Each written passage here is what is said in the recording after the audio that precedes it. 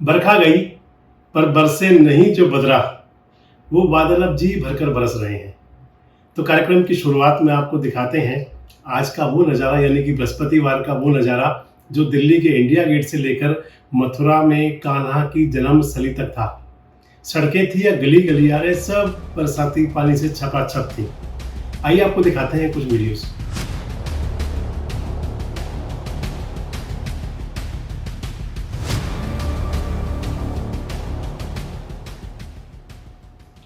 नमस्कार, आप देख रहे हैं देश रोजाना और मैं हूं संजय मग्गू।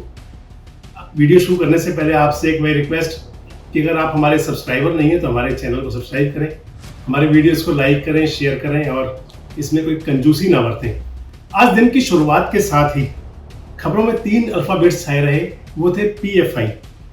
PFI क्या आप जानते हैं? हाँ, अगर आप जानते होंगे, अगर आप खबरों की खबर रखते हैं, अगर आप समाचारों पर नज़र रखते हैं, अगर आप देश दुनिया की गतिविधियों पर नज़र रखते हैं तो आप बिल्कुल जानते होंगे। और अगर आप नहीं भी जानते होंगे तो हमारे इस वीडियो को देखिए और इसको हम आपको विस्तार से बताएंगे कि आखिर क्या है PFI। आज दिन भर की कुछ खास खबरों के साथ साथ आप हमारे वीडियो में देखेंगे। सबसे पहले PFI पर चर्चा करेंगे जो पूरा दिन आज खबरों में छाया रहा। PFI यानी कि पॉपुलर फ्रंट ऑफ इंडिया, यानी कि इस्लामिक चरमपंथी संगठन। आज इसकी खबरों में आने की मुख्य वजह यह थी कि टेरर फंडिंग से जुड़े इसके तार को लेकर के जो शंकाएं और संभावनाएं हमेशा जताई जाती रही हैं, उसको लेकर आज दिन भर में देश के विभिन्न राज्यों, बिहार, उत्तर प्रदेश, राजस्थान, केरल, कर्नाटक, पश्चिम बंगाल और कई राज्यों में PFI के ठिकानों पर छापेमारी हुई। दिन भर नेशनल इन्वेस्टिगेशन एजेंसी यानी कि NIA की टीमें छापेमारी करती रहीं और 100 से ज़्यादा लोगों की गिरफ्तारियां हुई। इतना बड़ा आरोप, इतनी बड़ी कार्रवाई, तो आपको जानकारी होनी ही चाहिए कि आखिर PFI है क्या। तो चलिए आपको पहले बताते हैं कि आखिर PFI है क्या, ये कैसे काम करता है। जैसा कि इसके नाम से जाहिर है और मैंने आपको पहले बताया कि चरमपंथी इस्लामिक संगठन, विकिपीडिया की जानकारी आपको बताएगी कि PFI की स्थापना NDF यानी कि नेशनल डेवलपमेंट फ्रंट के उत्तराधिकारी के रूप में केरल के कालीकट में वर्ष 2006 में हुई थी। इसका हेड ऑफिस दिल्ली के शाहीन बाग में है। शाहीन बाग समझ गए होंगे आप।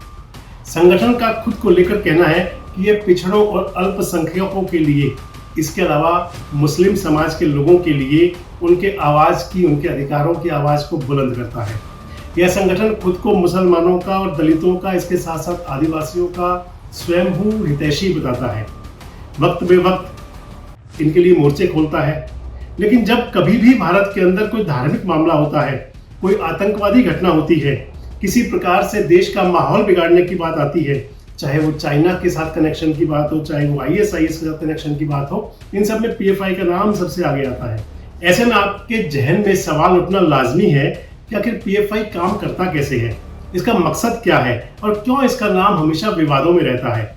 अभी कर्नाटक में उपजा हालिया हिजाब का जो विवाद था, हिजाब का जो मामला था, उसकी जो चिंगारी सुलगी थी वो भी PFI की देन थी। इससे पहले बाबरी मस्जिद का विवाद हो, CAA की बात हो, NRC की बातें चली हों, या देश की राजधानी में मुस्लिम बाहुल्य इलाकों में दंगों की साजिश रचने का मामला हो, चाहे वो बात लव जिहाद की हो, चाहे तबलीगी जमात की रही हो, चाहे किसान आंदोलन का मुद्दा हो, चाहे जुम्मा हिंसा की बात हो, चाहे ईश निंदा के मामले हो, हमेशा से ही नज़दीक के मामलों में जब भी कभी इस प्रकार की घटनाएं हुई, उन सब के अंदर जो नज़दीकियां सबसे ज़्यादा दिखी वो PFI की दिखी। यह संगठन पहली बार 2006 में आया था, जब दिल्ली के रामलीला मैदान के अंदर नेशनल पॉलिटिक्स कॉन्फ्रेंस का आयोजन किया गया था। उस कॉन्फ्रेंस के अंदर बड़ी संख्या में लोग इकट्ठे हुए थे। वहीं कई बार देखा गया था कि इससे जुड़े हुए लोग मुस्लिम आरक्षण के लिए सड़कों पर भी उतरे। अतीत में भी संगठन ने कई बार खुद को मुसलमानों का सबसे बड़ा हितैषी बताया, जैसे कई राज्यों में नागरिकता कानून संशोधन का विरोध करना। यह विरोध प्रदर्शन कई स्थानों पर हिंसक प्रदर्शन के अंदर भी तब्दील हुए। उत्तर प्रदेश और असम के अंदर हिंसक प्रदर्शनों में PFI का ही हाथ रहा। दोनों ही राज्यों में PFI के प्रमुख पुलिस के हत्थे भी चढ़े। झारखंड में PFI पर बैन लग चुका है। केरल में PFI पर प्रतिबंध लगाने की मांग बहुत लंबे समय से चलती रही है और इस पर बहुत बवाल मच चुका है। अब तक ऐसा माना जाता रहा है कि 24 राज्यों में इसकी जड़ें फैल चुकी हैं, 24 राज्यों में इसका संगठन विस्तृत हो चुका है। जानकारी है कि करीब 23 राज्यों में 5 लाख से भी ज़्यादा लोग इसके अंदर सक्रियता से कार्य कर रहे हैं। इसकी मजबूती के लिए एक अहम तथ्य यह भी है कि पीएफआई ने अपने कुछ दूसरे संगठन भी बनाए हैं और इसके साथ साथ अपनी संगठन का, अपनी शाखाओं का विस्तार किया है। जैसे एनडीएफ के अलावा Karnataka forum for dignity, Tamil Nadu में बनाया गया मनीथा नीति पासराई, गोवा में सिटीजन फोरम, राजस्थान में community social and educational society, Andhra Pradesh के अंदर एसोसिएशन ऑफ सोशल जस्टिस। और इस प्रकार से इस संगठन ने कई और संगठनों के साथ मिलकर अपनी शाखाएं बनाई हैं, अपनी पकड़ को मजबूत किया है। इतना ही नहीं, चुनाव में शामिल होने के लिए एसडीपीआई के नाम से इसने एक अलग से संगठन बनाया हुआ है। यहाँ आपको यह भी बताते चलें कि पीएफआई की देश भर में कुछ और भी शाखाएं हैं, जैसे महिलाओं के लिए नेशनल वीमेंस फ्रंट है, छात्रों के लिए कैंपस फ्रंट ऑफ इंडिया है, ऑल इंडिया इमाम काउंसिल नाम से एक संगठन है, मरकुजिद हिदाया सत सारनी एजुकेशन और चैरिटेबल ट्रस्ट के नाम से इनके संगठन है, सोशल डेमोक्रेटिक ट्रेड यूनियन के नाम से इनका व्यापारिक संगठन है। इस प्रकार से अपनी शाखाओं का विस्तार करने वाले संगठन पीएफआई पर देश भर के अंदर कभी देश विरोधी, कभी समाज विरोधी और कभी राष्ट्र विरोधी गतिविधियों के आरोप लगते रहे हैं। तो जब आज सुबह इस प्रकार की खबरें चली, आपने टीवी स्क्रीन पर या मोबाइल पर देखी, तो हम बता दें कि वो कुछ नया नहीं है। लगातार इस पर कार्रवाई होती रही है। पीएफआई और विवादों का चोली दामन का साथ है, इसके कई साक्ष्य हैं। पीएफआई के साथ आप एक नाम खबरों में और भी सुन रहे होंगे, ओसामा सलान। तो आपको बता दें कि यह वही शख्स है जो पीएफआई का चेयरमैन है, जिसका पूरा नाम मोहम्मद अब्दुल सलाम ओवगनर है और इसको ओबा सलाम के नाम से जाना जाता है। यह केरल के बिजली विभाग में कार्य करता था, लेकिन वर्ष 2020 में इस पर लगे आरोपों के चलते कि ये इस प्रकार के ऐसे संगठन से जुड़ा हुआ है, तो केरल के बिजली डिपार्टमेंट ने इसको निलंबित कर दिया। अब भी कई जांच एजेंसियां इसको अपने जांच के घेरे में लिए हुए हैं। वापस इसका संगठन पीएफआई पर लौटते हैं, जिसे स्टूडेंट मूवमेंट ऑफ इंडिया यानी कि सिमी की बी विंग माना जाता है। वर्ष 1977 में संगठित की गई सिमी को 2006 में बैन कर दिया गया था और इसी के साथ ही मुसलमानों, दलितों और आदिवासियों को अधिकार दिलवाने के नाम पर दोबारा से पीएफआई के नाम से संगठन बनाया गया। ऐसा इसलिए भी कहा जाता है कि पीएफआई के काम करने का तरीका बिल्कुल सिमी जैसा ही है। वर्ष 2012 में इस संगठन को बैन करने की मांग उठी। उसके बाद में उत्तर प्रदेश के उप मुख्यमंत्री केशव प्रसाद मौर्य ने भी संगठन को बैन करने की मांग उठाई। गृह मंत्रालय को चिट्ठी लिखी गई।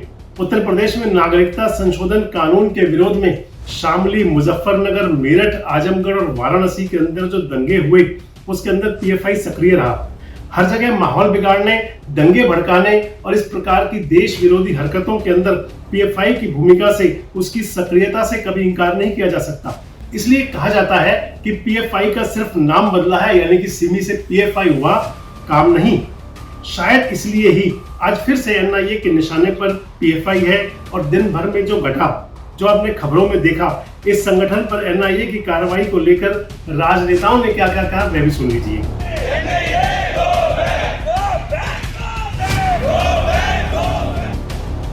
कानून अपना काम करता है, इस पर हमारी कोई टिप्पणी नहीं, लेकिन मैं ये जरूर कहूंगा, पीएफआई आज एक आतंकवादी संगठन है जो भारत विरोधी काम करता है। पूर्णिया को उसने अपना सेंटर बनाया है। फुलवारी शरीफ में पकड़े गए, तो उसकी प्लानिंग आपने देखा सुना कि वो भारत को पहले ही मुस्लिम राष्ट्र बना देना चाहता 1947 के पहले। तो जो इतना बड़ा कुकृत्य करता हो, फंड इकट्ठा करता है, भारत के खिलाफ आंदोलन करता है, भारत के जनमानस को भड़काता है, तो ऐसे संस्थानों पर अगर कार्रवाई हो रही है, दुर्भाग्य है जब फुलवारी शरीफ में पीएफआई पर छापे पड़े तो जो पुलिस का वक्तव्य आया था वो निराशाजनक आया था। देखिए, कानून अपना काम करे, पर सवाल मुख्य रूप से ये उठता है कि पिछले 8 साल में मोदी सरकार ने पीएफआई को अब तक बैन क्यों नहीं किया है। और उसका उत्तर भी देश को पता है कि मोदी सरकार पीएफआई को एक राजनीतिक टूल के रूप में उपयोग करना चाहता है। कानून अपना काम करे, पर ये सारी अगर इश्यूज हैं तो मोदी सरकार इसको बैन करने की पहल क्यों नहीं उठा पाया 8 साल में, उस सवाल में ही सारे उत्तर सम्मिलित है। क्योंकि जो उनकी डिवाइड एंड रूल की जो पॉलिसी है वो इसको बैन करने से सूट नहीं करती है। मुझे लगता है कि जो पॉपुलर फ्रंट ऑफ इंडिया ये संगठन है, ये संगठन आतंकवादियों से संबंधित है। संगठन चलाने में हमारा विरोध नहीं है, मुस्लिम समाज को इकट्ठा करने में हमारा विरोध नहीं है, लेकिन देश का नाम लेकर मतलब यहाँ आतंकवाद को फैलाने की कोशिश अगर होती है तो जरूर उस पर एक्शन लेने की आवश्यकता होती है। जिस तरह एनआईए और ईडी के छापे पड़ रहे हैं, इसका मैं स्वागत करता हूँ। और पॉपुलर फ्रंट ऑफ इंडिया ने अपनी भूमिका बदलनी चाहिए। अगर इंडिया में रहना है तो इंडिया के साथ रहना चाहिए। पाकिस्तान और आतंकवादियों के सपोर्ट से मतलब ये आतंकवाद फैलाने की भूमिका लेना अच्छी बात नहीं है। इसीलिए मैं जो एनआईए और ईडी जो इसकी जांच कर रही है, इसका हम स्वागत करते हैं। देखिए, कहीं अपराध हो, उसका कोई इनपुट हो तो उसकी जानकारी सार्वजनिक करनी चाहिए, अन्यथा तो सरकार महंगाई, बेरोजगारी, राहुल गांधी की यात्रा के दबाव में तो वो मुख्य मुद्दों से ध्यान हटाने के लिए तमाम ऐसी गतिविधियां कर रही हैं। पर इतना आग्रह है सरकार से, जितनी तत्परता आप इसमें दिखा रहे हैं, जितनी बयानबाजी आप इसमें कर रहे हैं, मेहरबानी करके देश के सामने जो समस्या है, महंगाई, बेरोजगारी, चीन ने जो बलपूर्वक जमीन अधिकृत कर ली है, कभी हिम्मत करेंगे उस पर भी बोलने के लिए या कोई कार्रवाई करेंगे?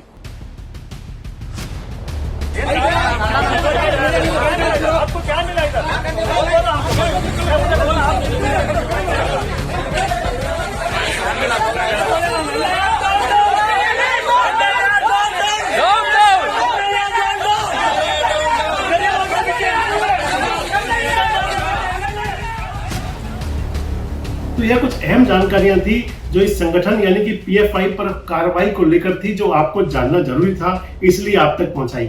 और चलिए बात करते हैं अगली खबर की। तो अगली खबर है कांग्रेस से। कल अशोक गहलोत जी ने 2 पद वाली बात पर जो बयान दिया था, आज उनके बयान पर प्रतिक्रियाओं का दौर शुरू हुआ, जिससे निकलकर सामने यह आया कि अगर अशोक गहलोत कांग्रेस के राष्ट्रीय अध्यक्ष बनते हैं तो उनको राजस्थान के मुख्यमंत्री का पद छोड़ना पड़ेगा। गहलोत के 2 पद वाले बयान पर कांग्रेस के सर्वे सर्वा कहें या कांग्रेस के सुप्रीमो कहें, जो सांसद है राहुल गांधी ने आज बातों बातों में संकेत दिया कि अगर अशोक गहलोत कांग्रेस के अध्यक्ष बनते हैं तो उन्हें राजस्थान के मुख्यमंत्री का पद तो छोड़ना ही पड़ेगा। केरल में राहुल गांधी ने कहा कि 1 मैन 1 पोस्ट यानी कि एक व्यक्ति एक पद का जो सिद्धांत है वो उसका समर्थन करते हैं और हमने उदयपुर में जो वादा किया था उसे निभाया जाएगा।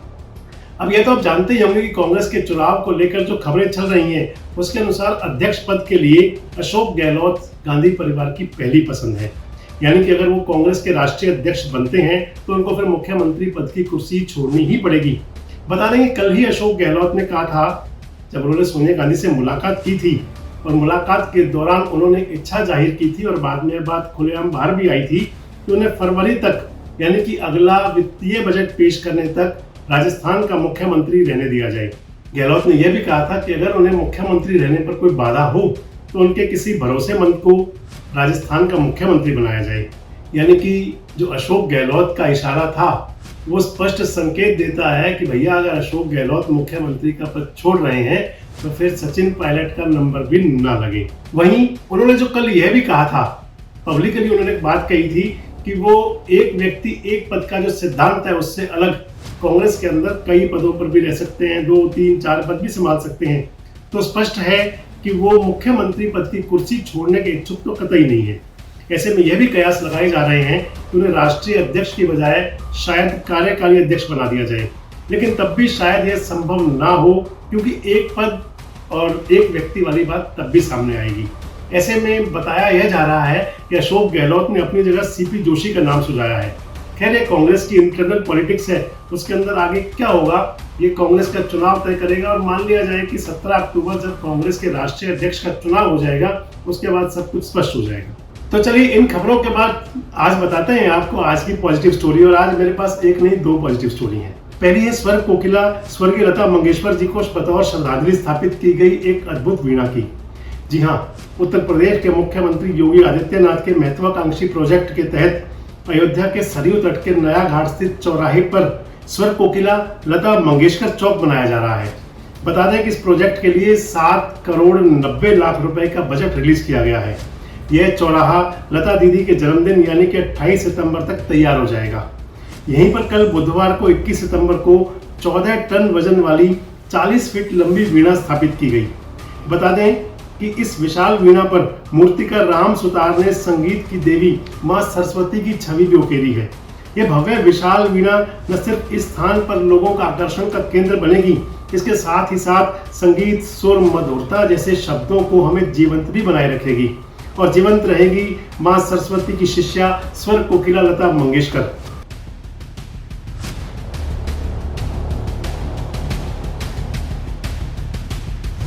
अगली पॉजिटिव स्टोरी है जम्मू कश्मीर से। अब आप सोचेंगे कि जिन वादियों से आतंक की खबरें सुनाई देती थी, वहां से किसी सकारात्मक खबर का आना देश के लिए बहुत बड़ी बात है। लेकिन सकारात्मक खबरें संभव हैं जब सुरक्षा बलों की सरहदों पर सशक्त तैनाती है, और खबर भी यही है। थोड़ी तस्वीरें देखिए, शायद आप समझ भी जाएं।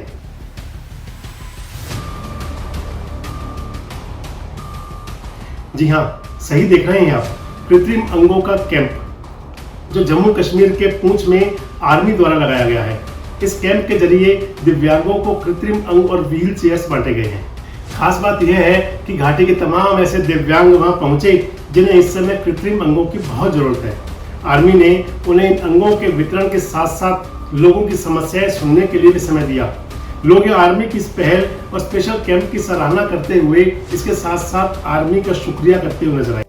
मुझे ये कोई तीसरी चेयर आर्मी वालों ने दी है, तो ये आज जो चेयर दी है ये आर्मी अथॉरिटी ने दी है। हम आर्मी का बहुत मशकूर हैं जो कि हमारे देश की बाउंड्री पर भी वो करते हैं, हिफाजत करते हैं। उस वजह से हम रात को अमन से चैन से सोते हैं। मेरे को फालिज पड़ा, उसके बाद मेरा टांग कट गया। आर्मी वालों ने इलाज कराया उधमपुर, और मैं आर्मी का बहुत बहुत शुक्रिया हूँ। मेरा लड़का भी आर्मी में, और आर्मी का बहुत बहुत हम शुक्रगुजार है। यही तो वो जरिए हैं जो समाज को सुरक्षा से जोड़कर रखते हैं, और देश की आर्मी ने अपना फर्ज बाखूबी निभाया है। जिनकी हिफाजत करनी है उनसे जुड़कर, उनके पास रहकर उनकी समस्याओं को देखना, समझना और वक्त पड़ने पर उन्हें सहारा देना। अपने हर फर्ज के निर्वहन में निपुण है भारत की सेना। ऐसी तस्वीरें भागम भाग के बोझ के साथ जीवन भर में सुकून देती हैं कि बेबसों और दिव्यांगों को देश की सशक्त सेना मदद के हाथ के साथ सदा आगे रखती है। सलाम है देश के हर सच्चे सिपाही को जो हर फर्ज से ऊपर देश और देशवासियों की सुरक्षा को रखते हैं। आज के लिए इतना ही। कल फिर मुलाकात होगी कुछ खास खबरों के साथ। देखते रहिए देश रोजाना। नमस्कार, धन्यवाद।